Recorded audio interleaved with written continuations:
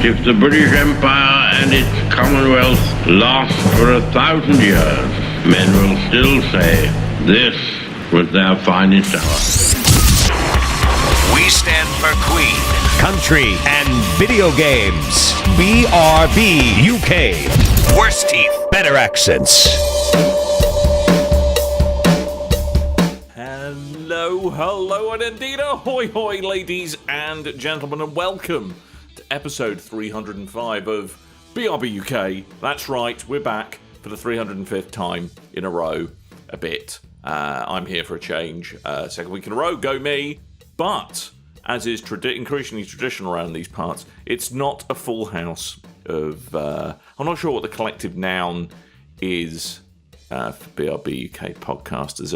A twonk of podcasters. A twonk, there we go. A perineum of podcasters. There we go. That's us. That's Coleman. Say hello, Coleman. Hi! And I'm just going to enjoy this for a moment. I'm just going to... Let's just enjoy the silence. You can't pick on him when he's not here. He's not here to defend himself. Oh, it's so nice. I can hear myself think.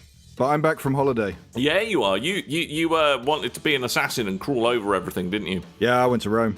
Yeah, how was Rome? It was really nice. I decided to make my way through Rome one slice of pizza at a time. Excellent. I think that I've successfully eaten them out of country. That was fun. You've eaten them out of a country? Yes. The country is entirely made of pizza, as everyone knows. Right, okay, good, because that's how it works. No, first time in Italy. It was really cool. It was quite eye-opening, because I've been to... So, like, if I go to Germany, I know some German. If I go to Poland, I know some Poland. If I go to France, I know some French. I don't know a lick of Italian. I know some Poland. I said Polish, didn't I? Yeah, you said Poland. Oh, okay, sorry. Hello, I'm Coleman. I come to your country. I speak Poland. Bardzo dobrze. I don't know a lick of Italian, so that was quite funny, walking into a place and ordering food from kind of garbled things that I looked up at the last minute and then pointing... And then sat down with my girlfriend at a table and went, "We got food. We're going to live." Awesome. Oh, well, good stuff, buddy. And did you get to be Ezio Auditore? I did not. I didn't realize... you even just, like, climb on top of a bin or something? Oh, good luck trying. Everything's heavily armed and guarded and stuff. But yeah, I went to the Vatican City and I went to the Colosseum because I've already wanted to go to the Colosseum and that was fun. But yeah, no opportunity to climb things. I was going to... See the Pope? I didn't see the Pope. I didn't see Papa Francesco. Not this time, but... I realised as I got there that I should have brought my Assassin's Creed hoodie because it's got the little hood and stuff, and I could have had some photos and stuff. But the weather there is like our heat wave, but constant. Ugh. All times of day and night, and with 70% humidity. Ugh. So I would not have gotten away with wearing a hoodie even for a split second. That sounds horrible. Yeah. I actually quite liked it. You get used to it after a couple of days. On with the show. Bethesda. Yes. Bethesda. They As did a in QuakeCon. Bethesda Softworks, not the place in... Wherever is Bethesda? Bethesda somewhere in Canada? Albuquerque, there we go. Hot Dog Jumping Frog, Albuquerque, Bethesda Softworks, as they should now be known. So they're pressuring Sony. They don't like this Sony... peeing on the cornflakes of the cross-play awesomeness. They want everybody to play together, Coleman. That's all they want. They just want everybody to be happy. That's all they want. This is one of a couple of different interesting stories that have come out of QuakeCon, because it wasn't so much the games they were showing off, it was more the stories that are coming out of interviews. So Eurogamer was talking Pete Hines and asking what his thoughts were on the whole cross-play debacle and if that's going to affect Fallout 76. And he basically said that Fallout 76 isn't the problem. It's more so they want Elder Scrolls Legends readily available to use crossplay with, which I think they followed up and asked if Fortnite is the most played game in the world at the moment and they can't get Sony to commit to crossplay. How's Bethesda going to do it? And they seem adamant that, well, you know, it's a paid game. It's something that they've got some clout. So it'll be interesting to see if there's any kind of development from this. I mean, if they really, really truly, truly believed in this, they should have gone all in. They should have said, right, no, Fallout 76, it's cross-play or no-play for you, PlayStation. But it's kind of, when I initially skim-read it, I was, oh, wow, that's a move. And everyone, I think, initially assumed, that, they were talking about something a bit more AAA than Elder Scrolls. Not to malign. Yeah, I just kind of think they didn't really put their money where their mouth is on this one. I mean, you can see Bethesda's already got a very good relationship with Microsoft, and they're the console-first kind of thing with them, that kind of platform. But the PlayStation doesn't have that relationship. They've had problems in the past with, where we look at Skyrim and their save problem on the PS3, or Fallout and their inability to allow external assets in mods without breaking the system completely.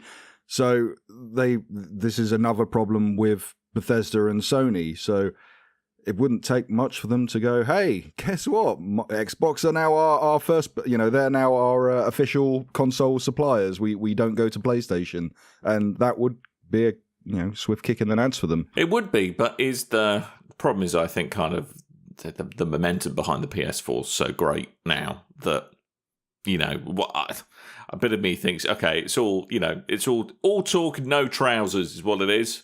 All talk and no trousers, Coleman. Well, if you saw Hines go off to take Bethesda and go, right, we're taking our ball, we're going to Microsoft, screw you, PlayStation, would people sway over to Xbox? Not necessarily in this generation, but possibly the next? I think only a very vocal minority would. I think most people, the majority of gamers would just go, probably. Because, I think the fans of kind of Bethesda's games, Fallout is always been popular, but it's never been like an absolute gang-busting, bombastic success. It's never kind of, it's not the reason someone goes and buys a console on a particular platform, put it that way. And I think, the kind of the Venn diagram of people who want to make a statement about Sony's stance on crossplay, which still baffles me to this day, and who are also very vocal and big fans of Bethesda games. I think they probably, I don't think Sony's particularly sweating it, to be honest with you. Okay. At this point, I think anyone that I ever played games with that jumped off to Xbox has at this point jumped over to PlayStation. It's more so the crossplay between Nintendo and Sony I'm more interested in, and PC and Sony I'm more interested in. So it'll be interesting to see if there is something down the road. I still kind of come back to the Fortnite thing, where it kind of, if you try and log in on your Switch, anything that's ever been remotely sniffed a PlayStation, it says, no, you cannot use this account. Not, we're sorry, these things you're going to have to, are locked for this version of the game. It's like straight up, nope, you cannot use this account for this at all, which is pretty heavy-handed. Because having a different profile is one thing, but an entirely new account, that's just a pain in the butt. It is pain in the dick butt, is what it is. Is what it is. Is what it is. Is what it is. It's what it is, Coleman. Dishonored, being put on a shelf. The ceremonial Dishonored shelf. Now, not only did Kev scream out in pain when he broke both of his arms, but I think he screamed out in pain when this happened. Also, get well soon, Kev. Yeah, get well soon. And, both arms. Yeah. Wow. Well, the good news is he's getting them replaced, and he's going to be like Jax in Mortal Kombat 2. Metal arms. Well, fair enough. Yeah, that'd be cool. Or no, I actually think it's going to be closer to Inspector Gadget, the Kev's final form, I think. Go, Gadget arms!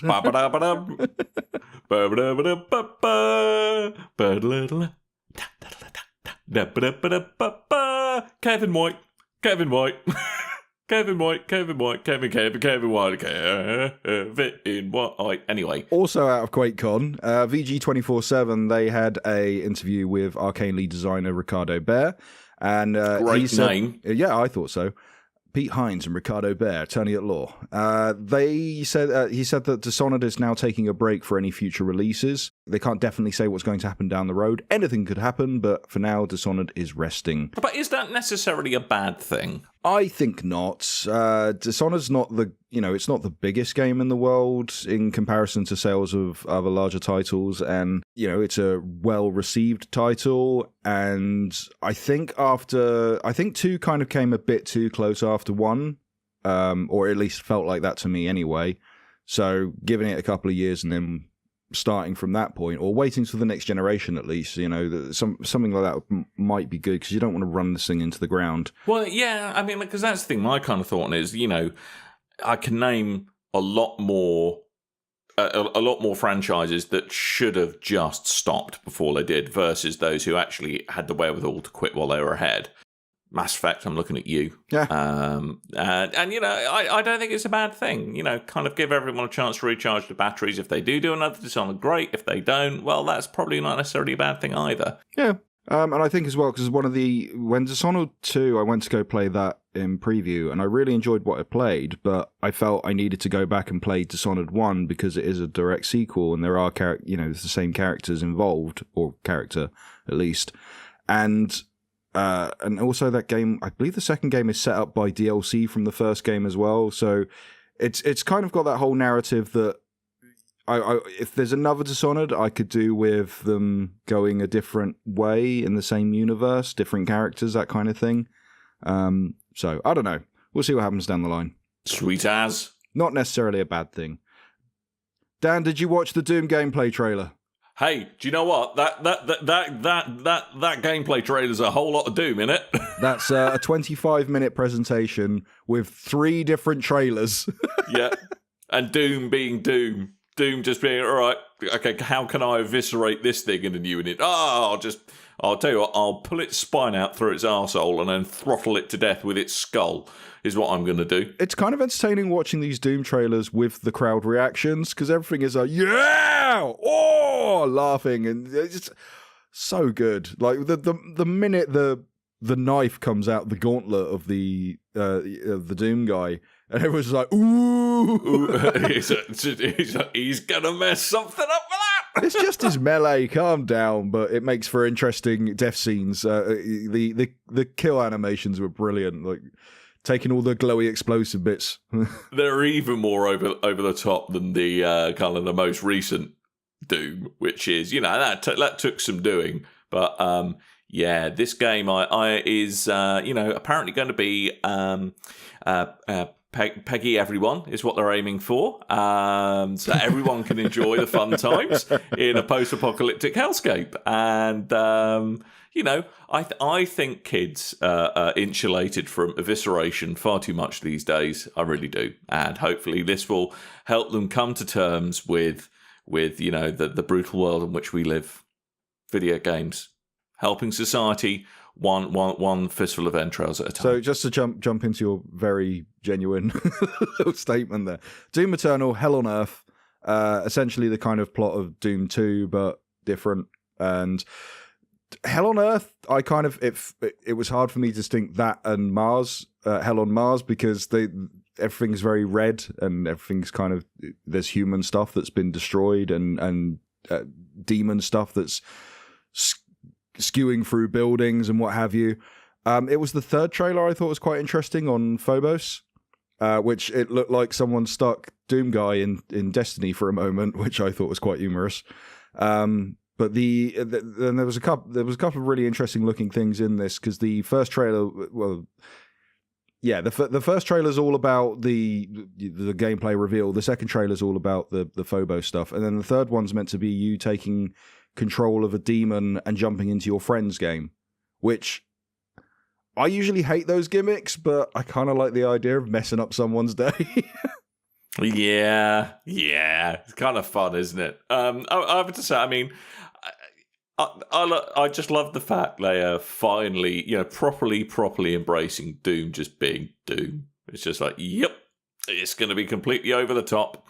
That's how we want it. It's how it's going to be. It's how you're going to like it. All right, good, lovely. No plot, really. I like the look of the new weapons as well. That kind of laser sword thing, that was quite impressive at the end. Yeah, and it's still kind of really got that kind of Twitch shooter feel to it, which I think a lot of other modern FPSs really don't. And I think, it really shines. And, I'm glad to finally see a Kako demon in full 4K glory. See, now I never know. Are those the spider the big brain ones. Things? Oh, right. Okay. Yeah. I never know. Big round, smiley facey, happy demons. I never know the names of the I know Pinky Demon, and that's about it. I wasn't a big. Well, there's Bob. Bob the demon.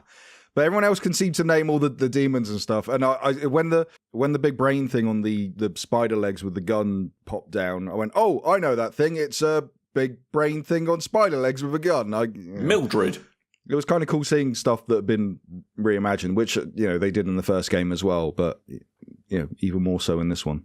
So, yeah. Yeah. No, I'm quite looking forward to it. It's going to be very, very silly, although quite how it will run at that frame rate on anything, I'm not entirely sure. They've confirmed 60 on everything. They haven't announced a Switch port, which I'd imagine if they do go again, that'll be another 30 frames like the previous one. Yeah. But it makes me want to pick up the previous game and give it another go. But I don't know if I, try the Switch one, maybe? Or do I stick with PlayStation on that? I would go PlayStation, I think. Frame rates don't really bother me, but okay. Yeah, I mean, I think, I think it's a really cool thing that they got it running on Switch, and it is really impressive, the technical shenanigans they've done to get it running on Switch, but I think you're probably going to have a more Doom-like experience just from the point of view of graphical fidelity, not even putting frames per second to one side. I think you're going to get that a lot more on PS4 rather than the Switchy Switch. Fair enough. Switchy! Sold. Lovely. Probably cheaper as well. Good. Splendid. Do that. Cool. Right. Yes. Coleman. Yes. That's me. Pounce with the announcements. All right, so just today... The announcement. So just today just before we're recording today, Co-Media, they have bought the IP and rights to the Time Splitter series as well as Free Radical... What don't they own? Sorry? They own everything. They own a few things now. Aren't they behind Dynasty Warriors? I think so. Okay, the last one of those didn't go down very well, so let's hope this is different. But they've also picked up Free Radical Development's Second Sight, and they actually already own Dambuster Studios, who were behind Time Splitters and Second Sight's creator, Free Radical Design also. So those IPs are going back home, and we will hopefully get a decent version of Time Splitters again. It's coming home. It's coming home. Bit late for that. My IP, it's coming home. Yeah. Stuff. Second Sight, I remember being a bit meh, but a lot of people... I remember playing a lot of Time Splitters too back in the day. I don't know how that's aged now. Yeah, probably not as well as we'd like to think, I would imagine, sadly. So, Dambuster Studios, do you remember what their previous game was? I believe... Homefront Rebellion. Homefront Rebellion. Yeah, the second Homefront game that was very broken and not very good. So perhaps I just expunged that from my mind. Yeah, maybe. Good word there, expunged. I thought so. Also, hey, Coleman. Yep. Why can I see my Xbox controller? Why can you? Why can I see it? Because I want to have a see-through one. Yeah, you've got a peasant's plastic that is it's not transparent at all. So yeah, last week you guys announced that Sony have announced that they're bringing out a PlayStation 4 Pro Special Edition. We announced it. Sony reached out to us and said, hey, look, we understand you guys have got a podcast Don't literally... be a dickhead about it. Tens of people listen to it, and we think, we want to kind of engage with the grassroots of the community. Last week you reported that PlayStation 4 Pro will be getting a special edition because of the sheer amount of consoles they've sold, and it will be a blue translucent version. Microsoft have stepped in, and they've gone, hey... Not a console, but the Xbox One will get a Phantom Black Special Edition controller that will release on the 11th of September and retail for $70 in the US. Don't know how much in the UK yet. Did try finding out. It's black and transparent. There you go. Right. Also, there's rumors of we're hearing the next Pro controller very soon. So. Ooh. You see, now I have sold my Xbox One because money. Oh. Because all of the Xbox games I really want to play are on PC anyway. That's fair. And I can still connect my Xbox One Elite controller to my PC. In fact, I've still got that. It's a great controller. But yeah, I'd be interested to see what they're going to do with the next version of the Elite. I'm looking at picking up a second-hand, just basic Xbox One, just because Forza is coming out and my PC can't run it. It's coming out. It's coming. Yeah.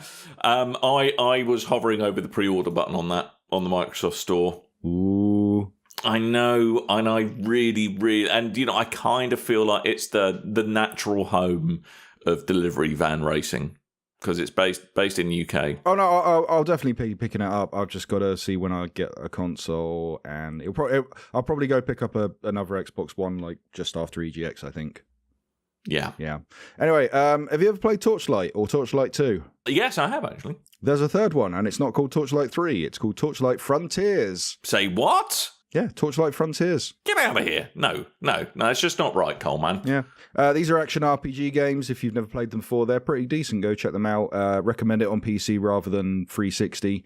But yeah, PlayStation 4, Xbox One, and PC. No release date yet, but if you're attending PAX West, then you'll be able to get a hands-on demo. Lovely. Those are pretty fun. I don't know. It's kind of a slightly more light-hearted take on kind of, the Diablo side of things, really, isn't it? Yeah. I remember playing the first one and it didn't have any. I was like, oh, it's like Diablo without multiplayer. And then the second one had multiplayer. I went, it's like Diablo, but not as good as Diablo, but it's still very good. So. Yeah, I mean, I quite like that it wasn't so self-serious, to be fair. Oh, yeah, there's quite a comical take on it. Yeah, and they had some quite fun loot in the previous games, I seem to remember as well. So, yeah, no, good for them. Awesome. Also, Nintendo Online, we haven't got a definitive date yet, but we know that it's going to launch some time in the second half of September. Yeah, I started getting the kind of heads-up notifications about it on when you boot up your Switch, and it's kind of got the 3 little news bits along the left side. So you mean on the home screen, and then to the left it goes to the news? Yes, so would you say that news came home?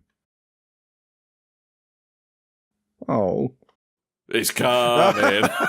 It's coming home. Yes. So it is coming. Still no real solid details on stuff other than, hey, you're going to get some things when you do the thing, and we're going to give you some exclusive things when you do the thing. It's a little bit light on details, considering it's essentially a month away. Yeah.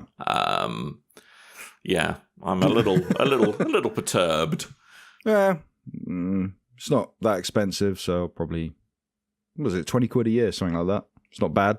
Yeah. Anywho, Discord, that's a thing we use. Yeah, we're using it right now, Coleman. Yeah, we podcast via Discord. Right now, I Discord, I am in you. They've announced the launch of the Discord Store Beta, which is basically a games distribution platform for distributing and publishing games. So we've not been invited into this beta because it got rolled out randomly to 50,000 Canadian users on Thursday. Don't know why Canadian. Not Canadian. No, we're both British and in Britain. We are. But I'm also not a Nitro member, which I think it did go out to you preferentially, I think. Yes. So you have to have Discord Nitro to use it, but Nitro. That's another thing to launch games, Dan. Excellent. So hang on. So there's I've now got Blizzard's. Yep. Bethesda's. Origin. Yep. EA. No, that is Origin. Derp. Steam. Ubisoft. Now there's going to be Discord as well. Yep. I'm up to 6. This seems wrong. GTA's got its own one as well. That's 7. Has it? Yeah. I thought that could launch off of Steam. It can, but if it boots into the Rockstar launcher. Oh my god, I hate when they do that. A launcher to a launcher. A launcher to a launcher. Yo, dog, we heard you like launchers, so here's a launcher to your launcher.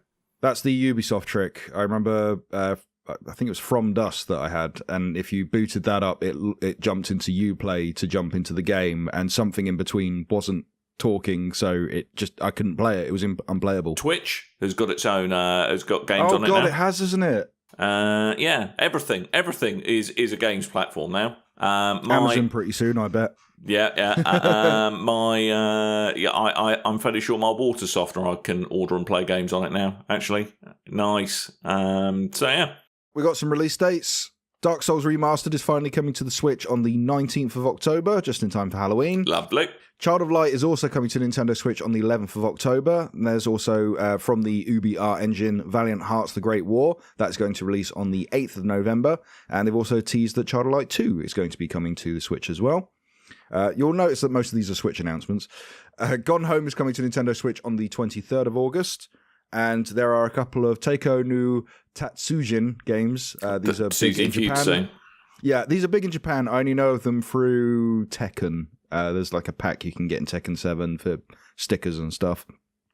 But there's the Taiko no Tatsujin Drum and Fun for Nintendo Switch. Yeah, that.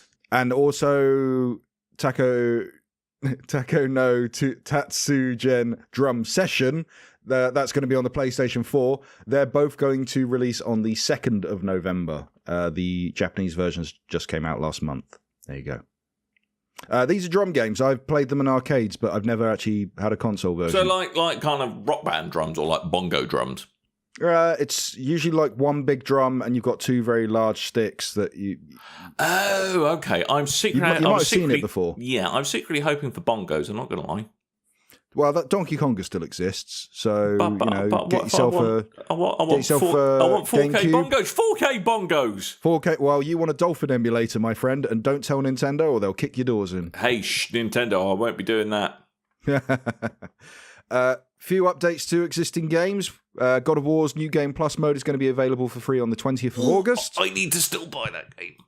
It's on sale right now. Oh, is it? Yes, they reduced it on the 60% off sale, or whatever they call it. Hey, shush now. I'm doing the thing. Talk amongst yourselves. That's fine. If you want to play that mode on the 20th of August onwards, you need to have completed the game on any other difficulty first. And as well as just making enemies harder and carrying your progress over, there's a bunch of other improvements that will be made to the game also. Fortnite, you may have noticed if you play that game, there's a big old crack in the sky called the Rift, and that's been making crazy things happen in not just the game world, but in our world too. Oh, has it now? Yes. If you've noticed recently, that crack in the sky is starting to shrink. It looks like that is going to close on the 21st of August, according to a leak on Facebook. Quake Champions, one last bit out of QuakeCon, that is going free to play, or that has gone free to play, in fact. They had a trial for this back at E3, and it seemed successful, so now they've done it fully. If you choose to play the free version, you'll get access to the standard matchmaking tools and a single champion. If you want any more champions, then you have to buy them with real money. Ooh. And lastly, if you remember Steep, well done, no one else does. They were going to make a version for the Nintendo Switch. Someone on Twitter asked Ubisoft what the hell's going on with that. They've basically confirmed that it's been cancelled. They're just going to stick to making improvements and supporting the PC, PlayStation 4, and Xbox One versions of that game. I think it's fair enough. Yeah, see, that one's heavily discounted as well, and I've been told by friends that did pick the game up and didn't like it at launch that it's been massively improved. But people told me about that with the Crew as well, and I didn't enjoy the Crew when it was massively improved. So yeah, I kind of think that I think it's a bit too late for that game. I think it's kind of past a point of no return, really. It's gone down a slippery slope, Coleman, and it's a shame. I was really looking forward to it. I do like me a snowboarding game, and because it kind of had a mixture of everything in there, I was really looking forward to that.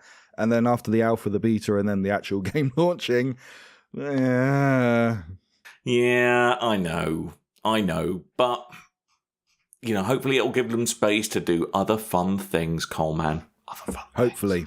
Other fun things. Things that are fun. They can port other things to the Switch. Yeah. They're already reporting a bunch of UbiArt games, so hey.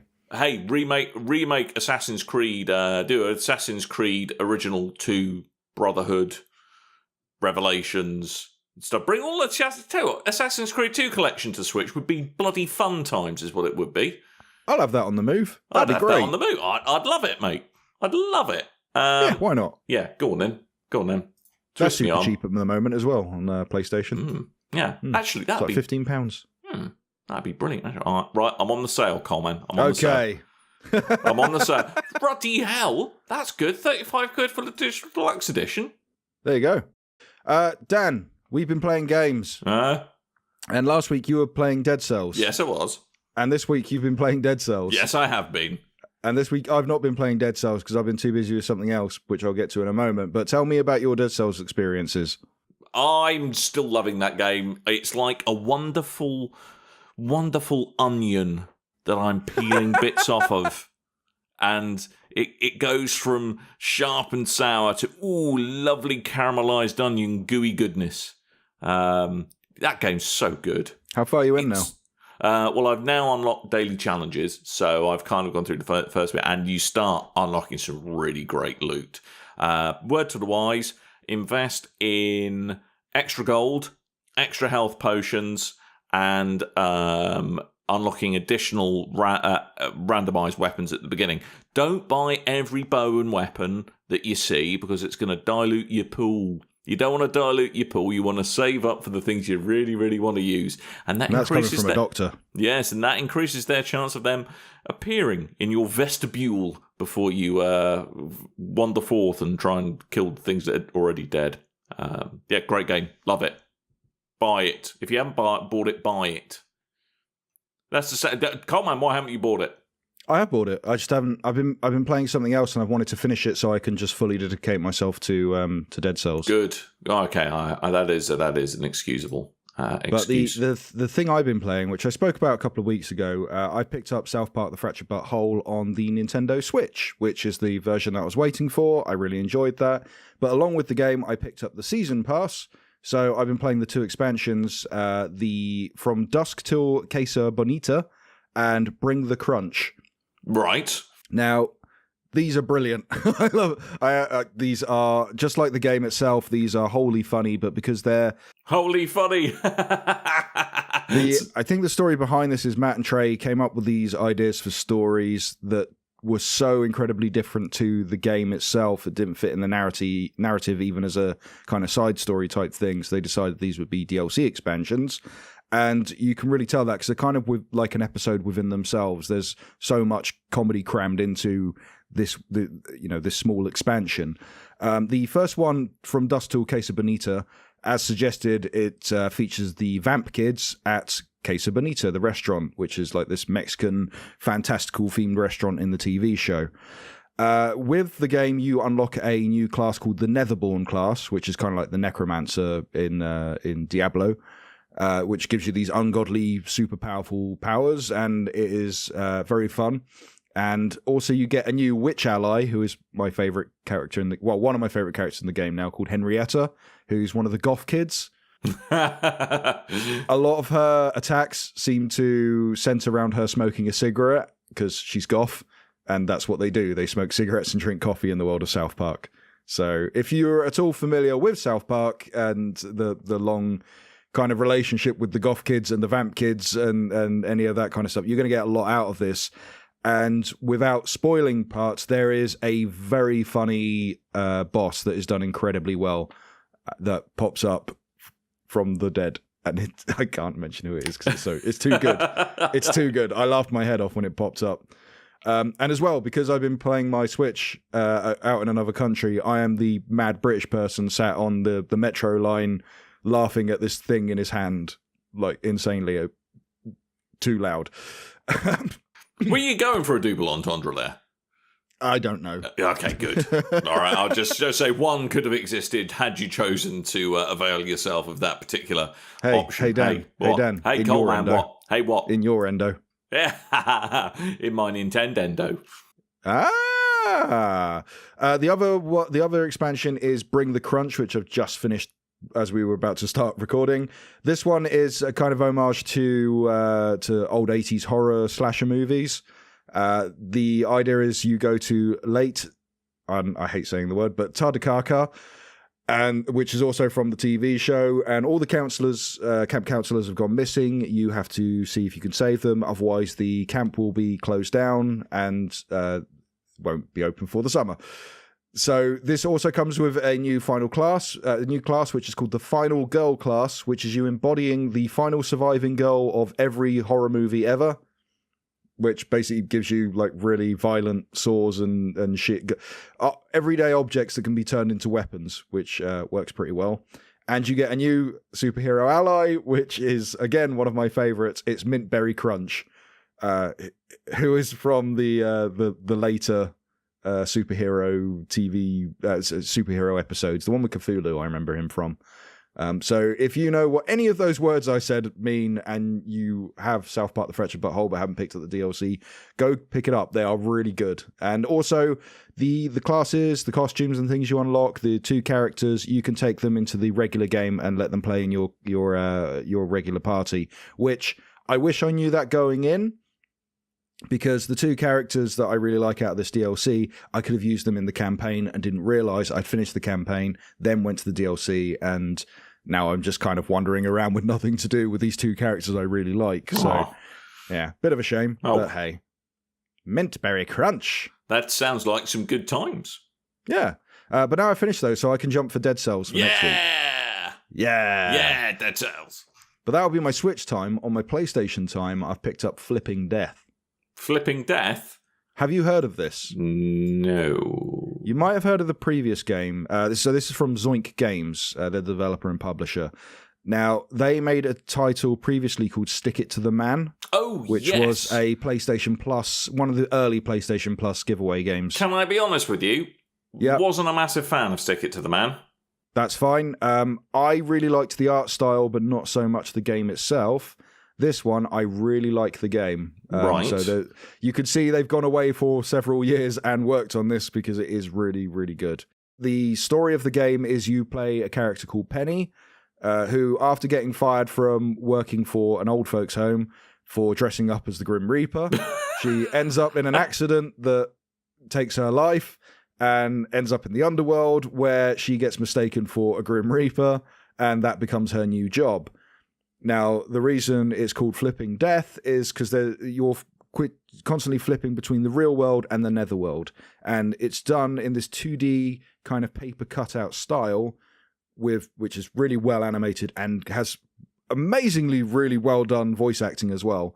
So when you're in the netherworld, you go around and catch these little creatures, which gives you energy. If you have enough energy, you can walk up to any member of the real world, the living world, and possess their body in exchange for so much energy. As you do. Once you've possessed the body, then that one is yours to go back to without having to spend more currency to unlock them. And each person in the real world has a different ability. So, for instance, I found a guy who thought he was a supervillain called the Poker, who pokes things. And therefore, I could use his ability to poke things to flip a switch that made a bunch of paint fall out of a tube. And then I could have another character who is licking a lollipop and get him to lick the blue paint that has fallen out of this tube and then run up to a boat that needed painting and then get him to use his tongue to paint the boat. It's right. Have you been not eating cheese before bedtime again? I've been drinking paint myself. Right. Okay. Good. Okay. That explains that. It's puzzle solving, kind of taken this point and click approach, and definitely in comedic styles of, say, like the old Sierra games or LucasArts games, but without being an actual point and click in itself, and with that comedy being just taken into a surrealistic nature. It's kind of everything's amped up from what you would expect. So, there was a character with a drill and a dentist with a dentist drill, and I had to figure out what to do with this dentist drill. And I thought it was, me using my logical brain. It's for dentistry. You're drilling someone's teeth because there is a character like that. And no, it's then used to open a can of paint. It's, there's these weird things that you're not going to connect unless someone says a particular thing that makes you sort of click in your head and go, I know what I'm doing now. And there's lots of satisfying moments like that. I'm only a couple of hours into the game so far, but it's really worth checking out. I think it's about £15 on PS Plus on the PlayStation Store. Not sure about other platforms, but it's very funny. The art style is amazing. The voice acting is top notch. It's just wholly entertaining, and I recommend it to pretty much anyone, unless you don't like point and click adventures or platformers or fun. Generally, or fun. If you don't like fun, then you're not wanted here. That's it. Yeah. But no, Zoink Games have done a really good job on this one. I'm really enjoying it. I'm looking forward to actually beating the whole thing. Hopefully, I can. Sounds good. Yeah, and that, as long as it doesn't distract you from your Dead Cells, mate, that's where it's at.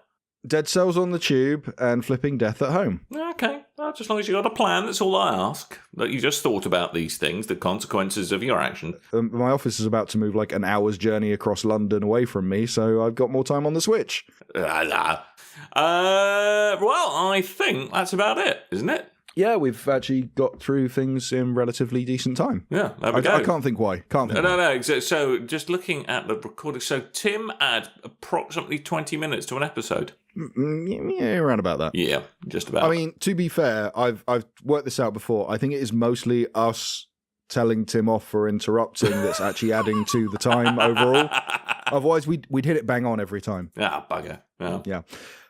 Tabletop Tuesday. Yes. Tuesday is a Tuesday for Tabletop Tuesday. We had a great turnout for Tabletop Tuesday previously. I was filling in for Tim. That's why it was great. Everyone loves me and they come to see me and my vast knowledge of tabletop games, which is brilliant. No, I had a lot of fun. We had we had a game that I can't pronounce because it's got a really silly name. But it went down well. People had fun with it. That was good. On the 21st of August, it might be me again. It might be Tim. We're not sure yet. We've got Throne Storm. And not only do we have the featured game Throne Storm, we'll have the creator there as well to get your feedback on the game. And if you want to ask them any questions, or maybe they want to ask you questions, then they will be there doing that. Could be all of the things. Yeah, it's a good chance to pick someone's brain who's actually bringing out a board game. So that's a nice little thing. And of course, if you come down to Loading Bar on the 21st of August and play the featured game Throne Storm, we'll take your name down, we'll put that in a prize draw, and you could be walking home with a copy at the end of the night. Well, that sounds ruddy splendid. Yes, it usually is. I just realised I didn't put any shout-outs in our agenda whatsoever. That's all right. We'd like to thank some people.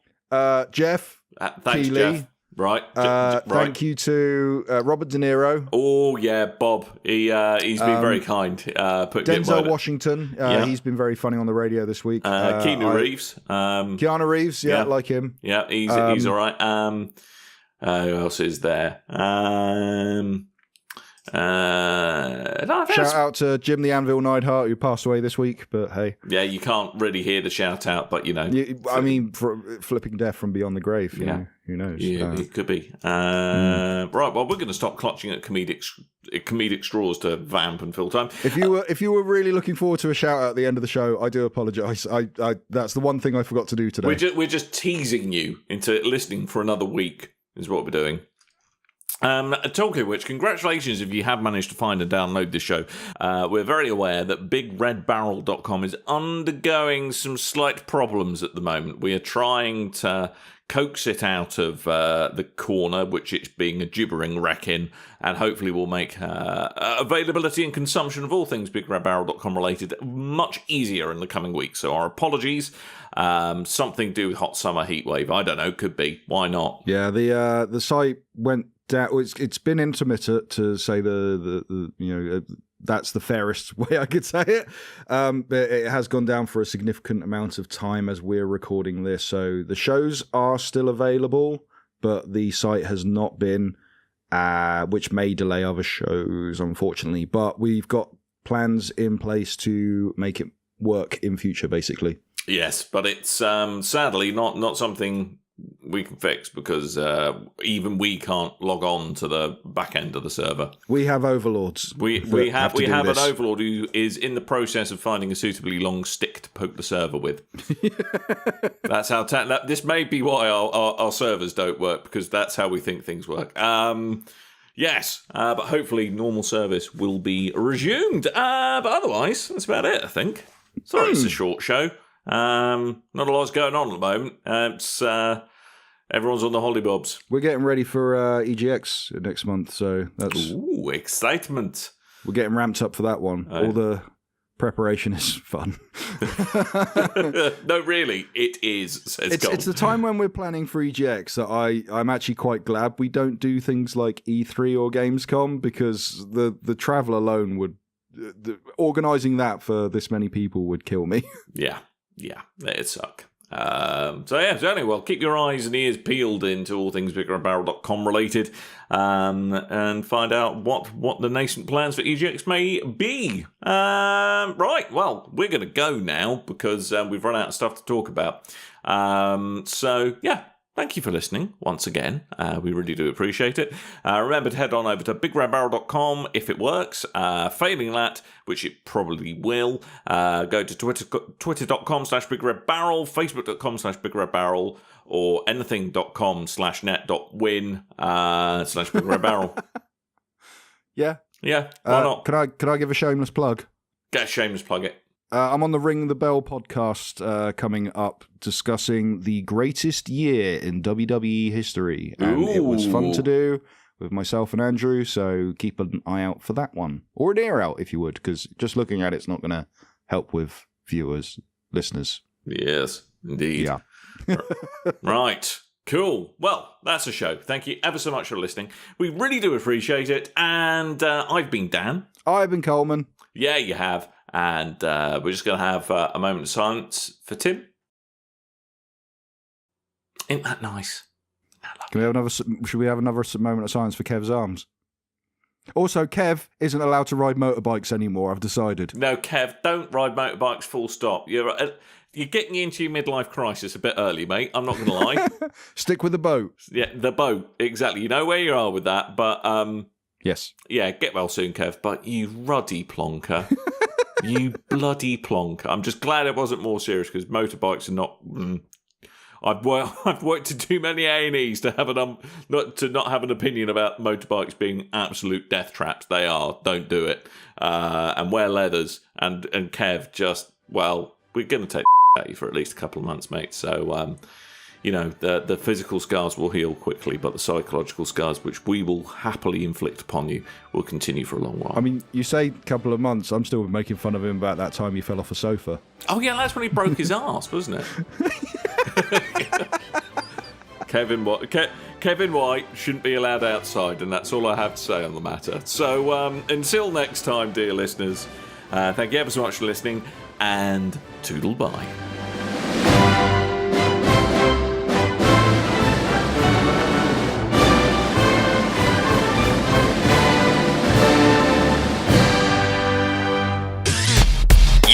And your ears are quite welcome for the podcasting goodness that you just heard. Why not roll on over to BigRedBarel.com for more podcasts, news, reviews, and videos from the biggest, reddest site on the internet, BigRedBarel.com.